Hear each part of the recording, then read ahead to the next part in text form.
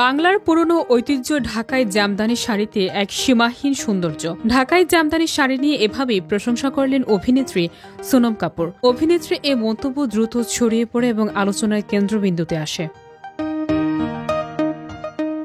সামাজিক যোগাযোগ মাধ্যমে সম্প্রতি সাদা রঙের ঐতিহ্যবাহী জামদানি পরে বিভিন্ন ভঙ্গিমায় ক্যামেরাবন্দী হয়েছেন সোনম কাপুর। খোলা চুলে মাটিতে হেলান দিয়ে কিংবা বসে বিভিন্ন পোজে ধরা দিয়েছেন তিনি। ভিন্ন আঙ্গিকের এসব ছবি ভক্তদের কাছে ব্যাপক প্রশংসা কুড়িয়েছে।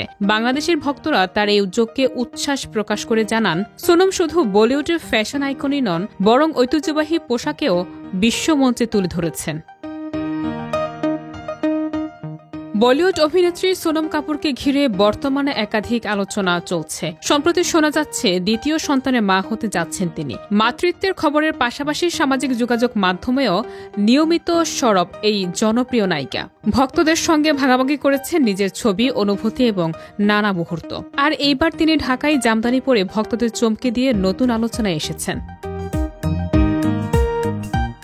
এর আগে তিনি নানা সময়ে সামাজিক মাধ্যমে পোস্টে ভক্তদের চমকে দিয়েছেন। কখনো মাতৃত্বের খবর বা ব্যক্তিগত জীবন নিয়ে আলোচনায় থেকেছেন। তবে ঢাকাই জামদানি নিয়ে সাম্প্রতিক পোস্ট প্রমাণ করছে তিনি কেবল গ্ল্যামার নন, সংস্কৃতির প্রতিও সমান শ্রদ্ধাশীল।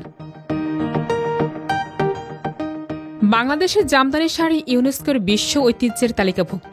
এর নান্দনিক সৌন্দর্য ও ঐতিহাসিক গুরুত্ব আন্তর্জাতিক অঙ্গনে বহুল প্রশংসিত। সোনম কাপুরের মতো একজন আন্তর্জাতিক তারকা সেটিকে নিজের মাধ্যমে নতুনভাবে উপস্থাপন করায় বাংলাদেশি ভক্তরা গর্ব অনুভব করছেন।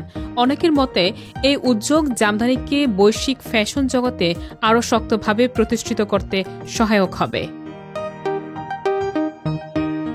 সব মিলিয়ে সোনম কাপুরের সাম্প্রতিক ছবিগুলো প্রমাণ করছে তিনি শুধু বলিউডে আলোচিত আইকনই নন, বরং সংস্কৃতি, ঐতিহ্য ও স্টাইলের এক ব্যতিক্রমী প্রতিনিধি। আর ঢাকায় জামদানিতে তার এই নতুন লুক সেই প্রমাণকেই আরও দৃঢ় করেছে।